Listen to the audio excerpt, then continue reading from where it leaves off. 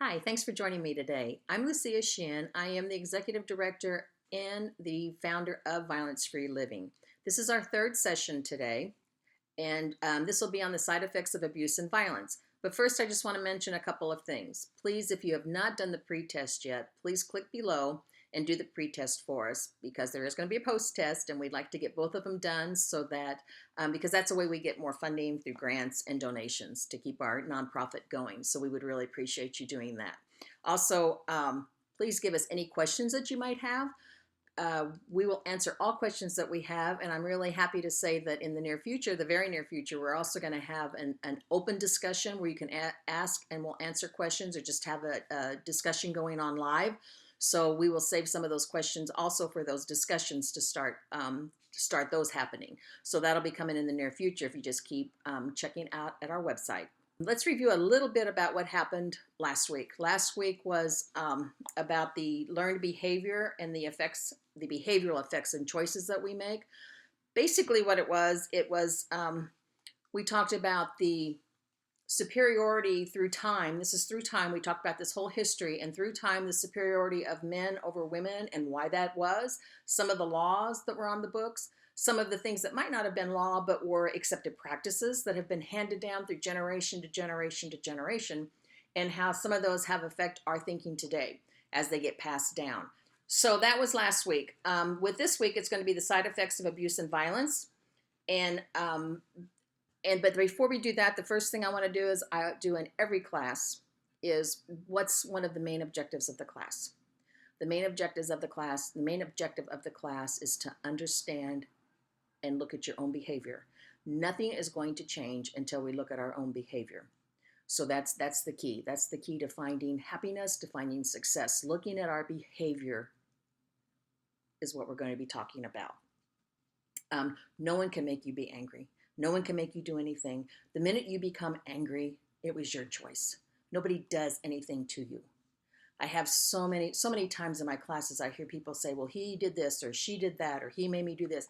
No, they didn't make you do anything. You chose. You chose. I've even had people say, well, I might be locked up because I was just in the wrong place at the wrong time, or I didn't do anything, it was my friends. You still chose to run with those type of people. You still chose to run with the people who got in trouble. That was still a choice. So no one can make you be angry or do anything. It is your choice. So now we're going to go on to the session for today, the cycle of abuse. There is a cycle of abuse.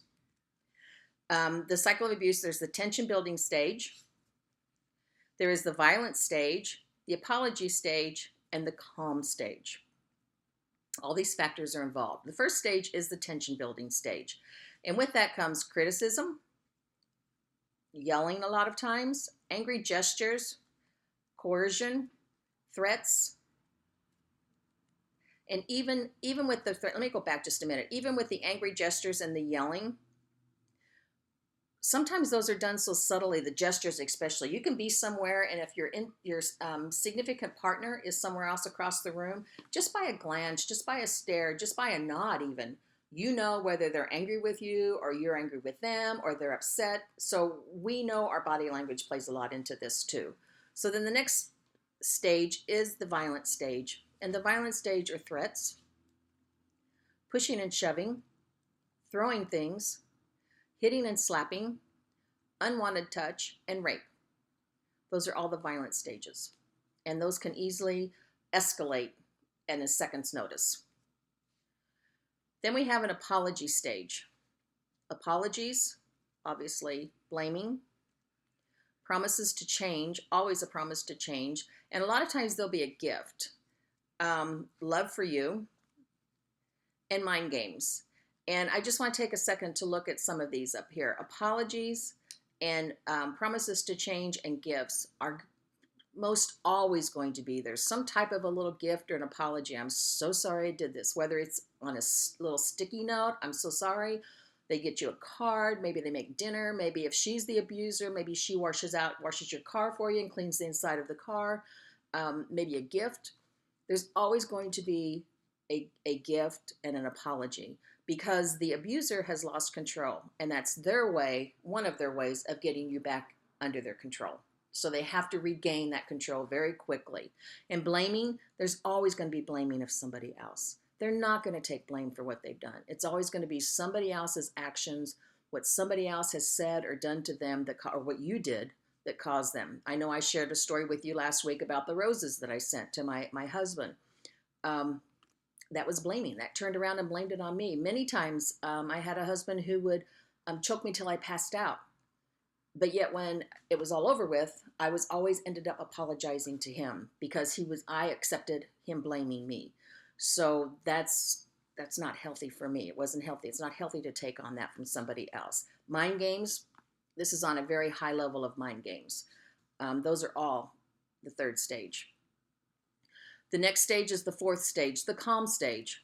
The incident's forgotten. The abuse is not taking place at this time.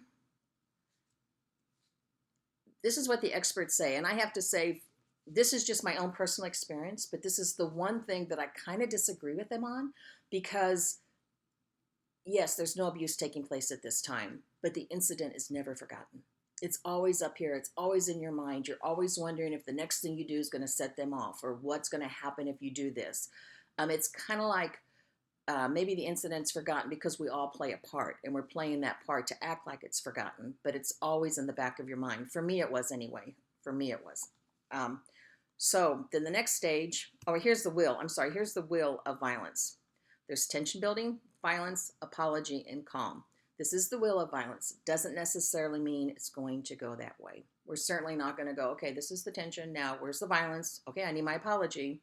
Now calm down. No, it doesn't necessarily have to go that way. I've known people who can be calm and go straight to violent. I know people who apologize and then kind of calm down, and then there's a tension, and then they become violent. So it doesn't have to be in this circle, but all those elements will be involved. So here's the cycle. Here is the wheel, the violence wheel. Each quadrant in here, it's the power and control wheel, and this is used by many people. It's the power and control wheel. On this slide, it's the violence. It's what's going on when things are violent. On this next slide, it's nonviolent. This is an equality slide. These are things that should be going on, how interaction should be taking place.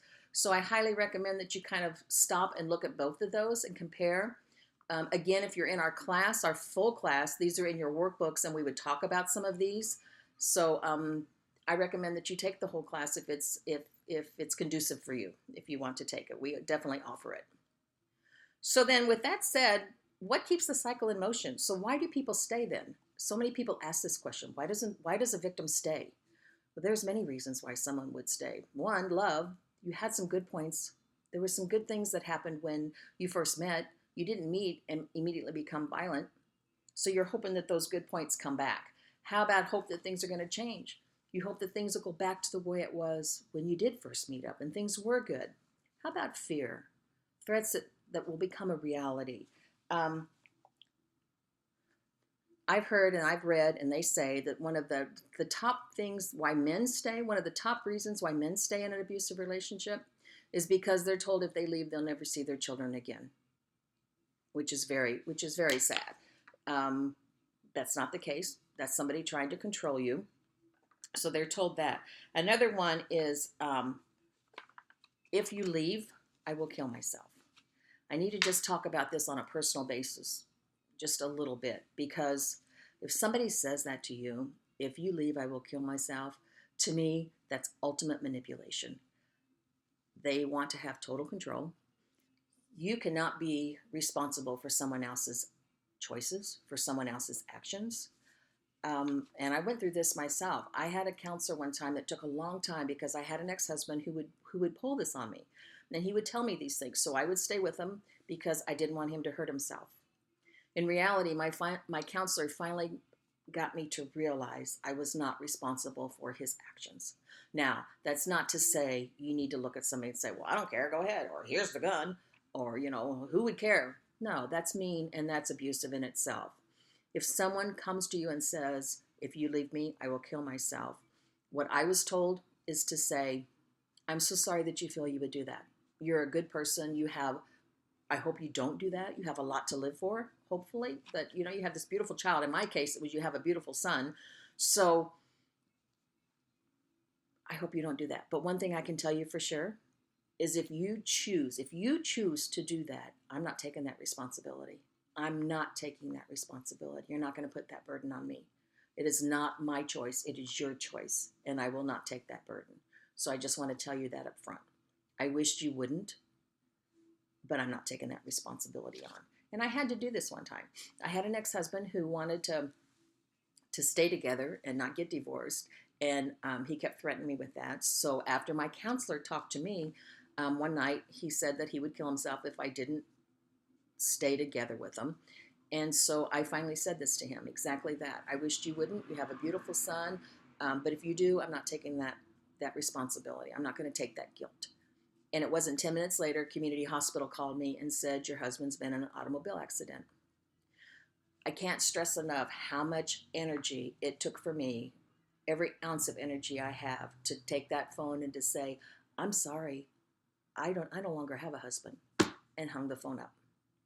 Now, some people might think that that's mean, and some people might think that that was cruel, but I wasn't going to play in. It was a game he was playing. Even if I had gone to the hospital to see if he was okay, he would have known he had me sucked right back into his little cycle.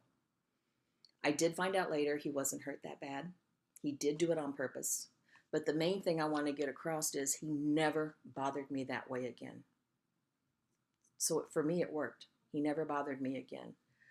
So I just wanted to share that with you because it's not an easy thing to do, but I did have the courage to finally do that. So then why do victims, like I said, why do the victims stay? What's going on here? So peer pressure. Peer pressure can be horrible, horrible in our country. It's not as bad as it used to be, but you can have the pressure to have a partner can be extreme in this country. You may be afraid of what your friends might think if you're single. You might be afraid of the jokes that they talk about. I know that the peer pressure early on, a lot of people would say, hey, why don't you have anybody with you? What's going on with you? How come you're always alone? How come you're always by yourself? That's hard to deal with. It's very embarrassing to deal with. You have to be strong enough and you have to be secure within yourself to say, I'm okay being by myself. It's not a big deal. So the peer pressure can be extreme talking us into do things that we don't really want to do. Low self-esteem is another reason why people stay. If you've been abused emotionally or verbally, you may feel like you're not lovable or worthy of love at all. I know I certainly didn't. There was a time in my life that I didn't think I could be loved. I didn't think that I was capable of really loving something. I thought that my self-esteem was so low that I would cry myself asleep night after night after night, thinking that nobody in the world cared about me. And if this class can help anybody not do that, then it's well worth it. It's well worth what I went through to help someone else. So you are lovable. Everybody's lovable. But when you get that low self-esteem, you don't feel that way. What about confusion and denial? You may be confusing genuine love and controlling love. Big difference, especially if you've grown up in an abusive and unsupportive family. And we talked a little bit about that last week. How do you know if you were raised in a healthy environment? Because no matter how you were raised, they're going to tell you that's the way that's supposed to be healthy. So if you grew up in that abusive and unsupportive family, then how can you even define or know if you're in a healthy relationship? And you might think it could be worse. Downplaying the abuse is a very common reaction. It still doesn't make the abuse right. It still doesn't make it right. How about fear? Fear, afraid of what would happen if others really knew the truth. Embarrassed of what others would think of you, would say about you. And more importantly, the fear of being alone. Being alone is huge, huge. People don't want to be alone. And they will hook up very quickly with anybody before we get to know somebody just to avoid being alone. I know I did. Because when you're alone, you have all this empty time. You have all this empty space. And you have to be ready and you have to be willing to look at yourself in that space. I mean, I have found that it's a beautiful time to get to know who you are, to write about who you are, to understand where you've come from, to understand how you believe. But it's not easy for someone to do that with low self-esteem. It's not easy for someone to do that who's lost or someone who feels like they have a void within them. And so the fear of being alone, catapults people into relationships that really aren't healthy, and they don't even understand that it's not healthy. Because if you take an unhealthy person or somebody who has been raised in an unhealthy environment with someone else who's been raised in an unhealthy environment and put those two together, it's not going to be healthy. There's going to be abuse going on. How about love and promises? We've talked about that a little bit already. How about you can sincerely love your partner even if you hate some of their behavior. And your partner won't promise to do it again, but it probably will. Once it starts, it's going to continue. And a lot of the times it's going to get worse. Even though you hate some of their behavior, if it's really abusive, loving someone is not enough to stay together. If you're in an abusive relationship and you're being abused or you're an abuser, that's not really even love. So you're just fooling yourself.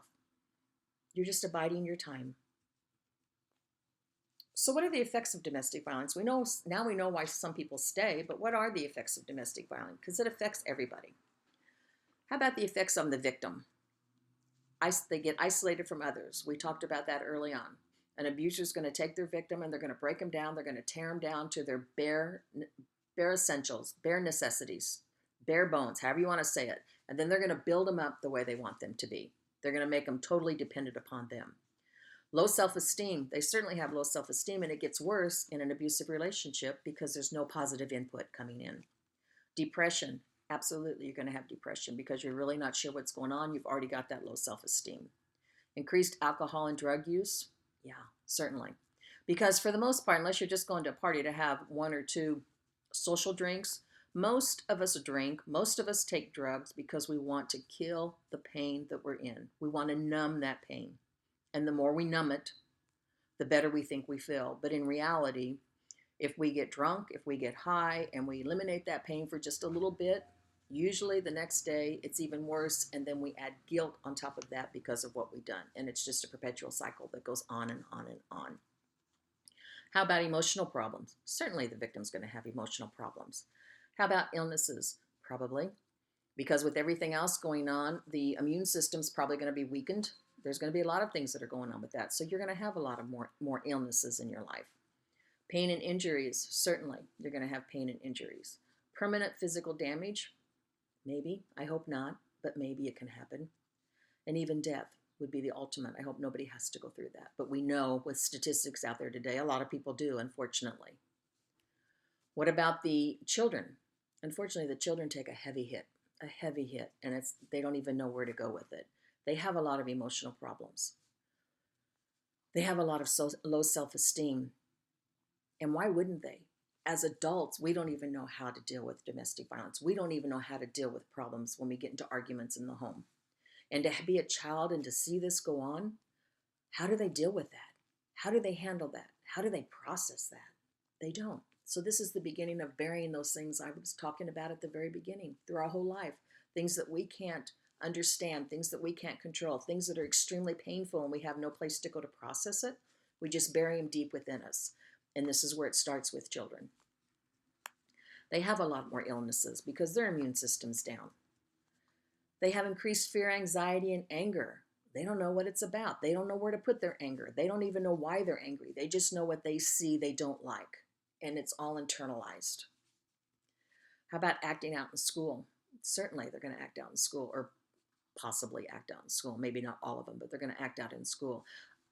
I see that, I see that personally as your bullies, starting your bullies, because we're starting to teach a whole new generation, the next generation around, that this is what it takes this is what healthy is. And this is how you handle disagreements. This is how you handle arguments. So acting out in school, there's your bullies, because they put all this down, they bury all this, and it's got to come out somehow. So I think that's the beginning of your making of your bullies. How about running away? Yeah, there's a lot of children just can't take it anymore, or they're being blamed, or there's a lot of different dynamics that are going on to that home that are so painful, so confusing, that they would rather run away and get out of that environment to whoever knows what and be on their own. Injuries and deaths. Unfortunately, they do have injuries and death. That's how it affects children. Learning and repeat of abusive behavior, just what I said in the one up above. Absolutely. As all we're doing is teaching another whole generation that this is what healthy looks like. And we need to stop that cycle. We need to start looking at our problems. We need to start looking at our disagreements in healthy ways. And that starts with knowing who you are and your own behavior, and bringing people into your life that enhances your life, not just because you need someone in your life. How about the batterers? They certainly are affected by it too. They have increased violent behavior. They have increased belief of that power and control are achieved by that violence constantly. They have increased contact with law enforcement. Absolutely. They have increased emotional problems. Sure. Because even if they think they love you, even if they do love you, they're doing things because they were taught that, maybe, or because it is a taught behavior, and they're doing things that they really wish they couldn't do, and they promise it won't happen again, but it does because they don't understand their behavior. They haven't stopped to look at their behavior yet. They also have a decrease in self-esteem, obviously, or they wouldn't be an abuser or a violent person. They have issues that they need to deal with that have not been dealt with yet. How about increased substance abuse? Absolutely. Just like the victim, they're going to do the substance abuse or the alcohol, whatever you want to call it, the drugs, because they're also trying to numb their pain. They're also trying to numb down and deny what's going on.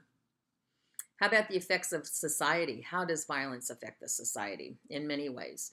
Increase in crime, increase in legal, police, medical, prison cost, counseling cost, that ongoing belief in the myths of women's inequality to men that has been around for so many generations, the increase in social services, and on top of that, the Center for Disease Control tells us they estimate an annual direct healthcare cost associated with domestic violence to be $4.1 billion a year.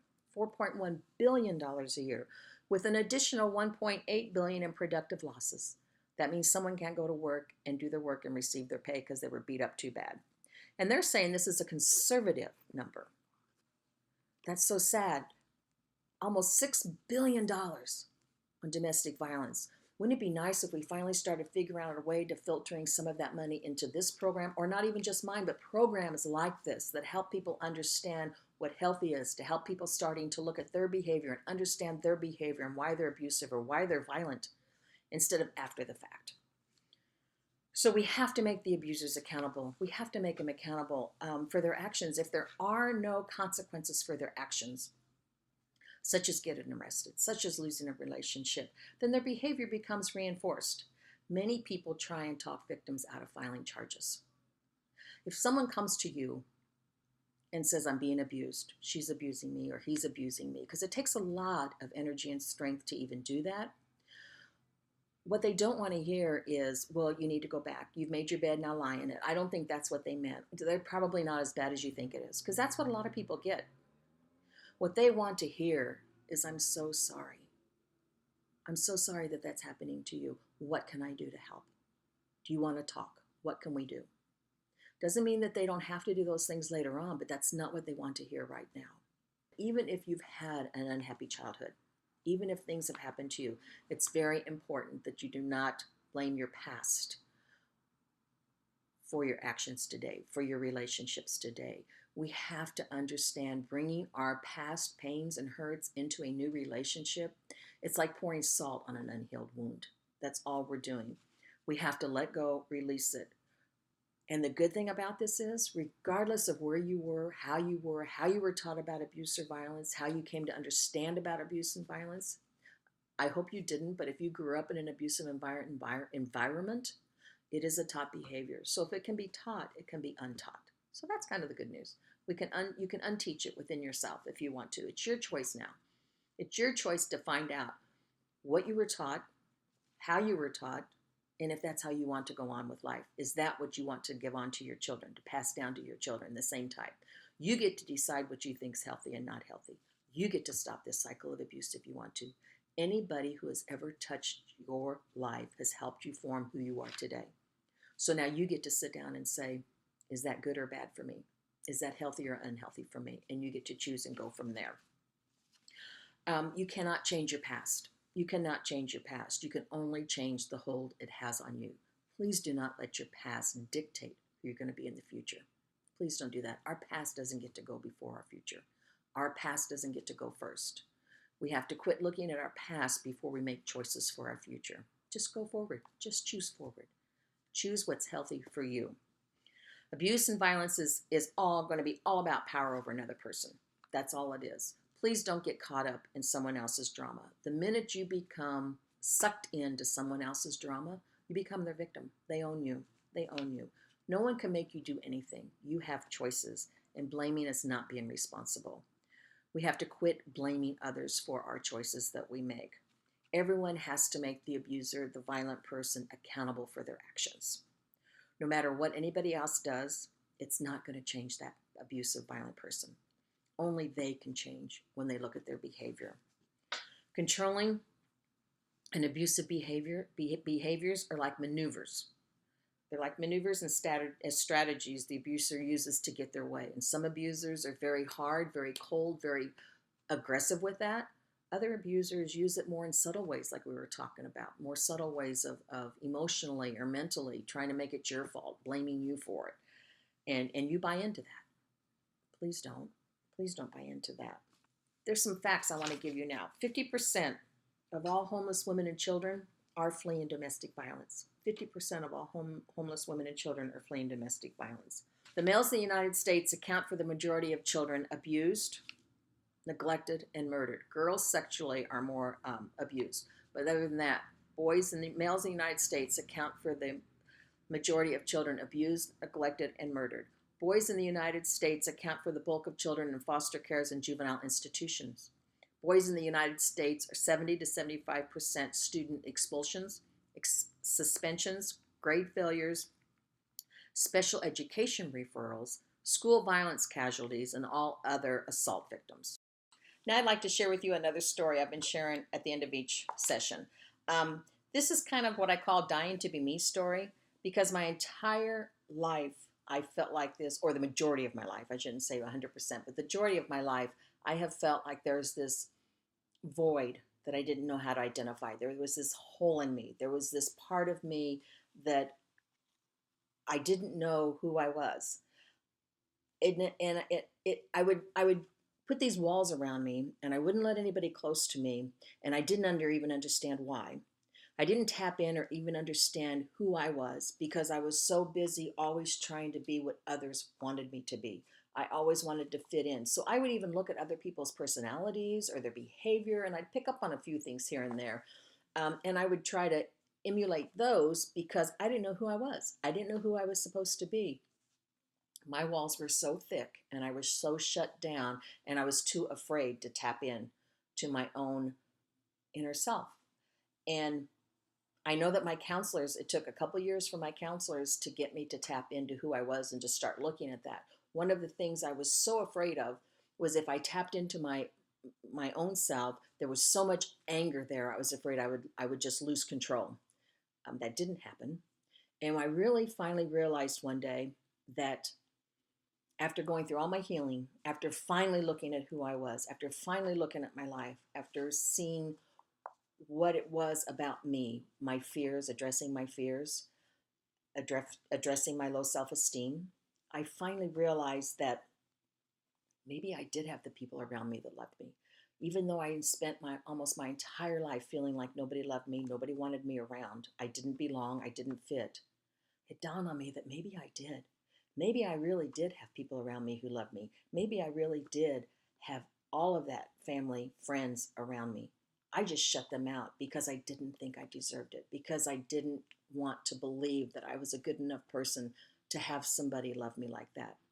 So I had this vision, this story in my head that I was so much trash, that I was so low on myself that I shut down, and I wouldn't let anybody in that wanted to give me love, that wanted to show me how great I was, how beautiful I was. I've been told a lot of my life how ugly, fat, and stupid I was, and nobody wanted me through my abusive husbands, friends, whatever you want to say it.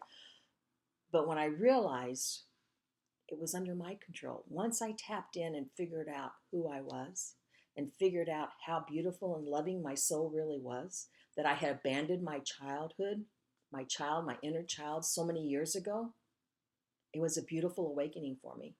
And I just can't express enough how great it was. It was not easy to go through. None of this in this class is easy to go through. It's hard. It's painful. You're going to come across a lot of things that you forgot all about, that you buried so deep that it hurts so bad. But I can only tell you it's well worth the pain, the energy, and looking at all those things, because that's when you're going to find out who you are. That's when that void is going to be filled. That's when you feel like something's missing in your life is going to disappear and you realize that you do have everything in your life. That's when you can go forward. I will also tell you that when you start doing this and start looking at this, even though it's going to be hard and it's an ongoing scenario, is that every time you take a step forward, you might get knocked back, but every time you get knocked back, you're going to come forward quicker and you're going to come forward stronger. And it's going to take longer to have one of those little setbacks. That's what I wanted to share with you. So please put the energy and the effort in it, because I don't want anybody to go through life thinking they have a void or a hole within them. Understand where that's coming from. Thank you for letting me share that with you. So now we're going to go into the influences of violence. This is the difference between what men may believe and what women may believe. And this is what's been told to the professionals, the counselors, maybe the hospitals, the police. This is what they hear the most. Men may believe they have the right to control their female partners in any way necessary. Men may also believe that masculinity is physical aggressiveness, that they possess their partners. Maybe they should demand intimacy. This next one is very important. They may lose respect if they are attentive and supported towards their girlfriends, because in our society that's not masculine. Women may believe that they are responsible for solving the problems in their relationships, that their husband or boyfriend's jealousy, possessiveness, and even physical abuse is romantic. They might also think that abuse is normal because others they know are also being abused. Certainly. If everybody you run with is abusing one another, then it's okay. It's all okay. Everybody's going to think, yeah, that's okay. It's just the way we do it. Be very careful of that. They might think they don't deserve any better, and there's no one to ask for help. So excuses for abuse.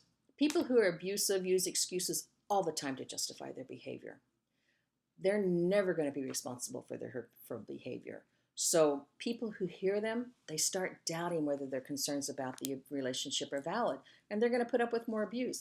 It kind of goes right back to the example that I gave you. If somebody kind of pushes me or shoves me and I make a question about it, or I make a statement about it, or I want to talk about it, and they downplay it, or they make it my fault, and I'm like, okay, yeah, you're probably right, then the abuse might get worse. And then I'm going to say something again, and then they're going to downplay it again to the point where they have total control over me, where I don't even speak up. So just be aware of that. How about, here's some of the most common excuses that are used. It's not abuse. I was having a bad day. Jealousy is a normal part of any relationship. You got me so upset and angry. How about, it just happened once, it won't happen again. You deserved it. Nobody deserves to be abused, hit, made fun of. I was drunk or high, drugs made me do it. No. I had a bad childhood. No, you don't use your childhood as an excuse to be abusive. You deal with what happened in childhood. You deal with your behavior. Just some other excuses. I deserve unconditional love and support. I should be more important than your friends and family. My needs are more important than yours. I didn't mean to hurt you. If you didn't mean to hurt me, you wouldn't have done it in the first place. Those are all signs of unhealthy relationship. There is no excuse for abuse. Excuses should never be tolerated. Abuse is always a choice. Some people are going to choose respect, others are going to choose abuse. Even with this class, even if you decide to take our full class, which goes much more into detail, and we have a workbook, a nice workbook to go along with it, even if you take that, some people taking this class are going to say, I don't care what it takes. I don't care what it takes to get healthy. I want to do that. I don't care how painful it is. I'm tired of the choices I've been making. I'm tired of my life having this void in it. I'm so tired of not understanding what's happening. I'm going to do whatever it takes to start making healthy choices. Other people are going to say, you know what? That's just too hard. I don't care. I don't want to go there. I don't want to look at any of that pain. I don't want to go from my past. I'm not going to do it. And that's okay. That's your choice. But the one thing I can tell you, when you take this class from this day forward, you can never, ever, ever use your past as an excuse to be abusive or hurtful to others. It's not going to work, because now you know there's a different way. You cannot use your childhood anymore as an excuse for your behavior today. If you do recognize abusive behavior in yourself, please seek help. Call a minister, call one of the helplines, call a trusted friend. So this concludes session 3. Thank you so much for joining us. I do want to give you a homework assignment, a writing assignment. I don't want to say homework, writing assignment. And I hope you did do the writing assignment from last week because they kind of go together. So last week you had to get in touch with write a letter to your inner child. And this week I want you to write about who am I? That's all you have to write down is who am I? And then answer that question. But you can't answer that question with any titles. You can't be a baseball player or any kind of a sports player or a preacher or an inmate or a teacher or a dad or a brother. No titles. And then you have to figure out, who am I? Because from the time we're born, I kind of feel that we're told who we are and what's expected of us. We really never get time to sit down and figure out, who am I? We're just always filling these positions that we need to fill. So that's my writing assignment for you this week. Who am I? And then I want to close with another one of my favorite quotes. Until you make peace with who you are, you will never be content with what you have. I love that quote. Let me say it one more time. Until you make peace with who you are, you will never be content with what you have. You can buy all the things in the world, and they're not going to make you happy. But the minute you understand who you are, you tap into that inner child, you understand why you make the choices you make, then you're going to start being happy. Then you're going to start being content. Life's going to be so different. I can attest to that. So again, thanks for joining me today. Please take the pretest. We'll see you on the next session, our 4th session, and you have a beautiful day. Thanks for joining us. Bye.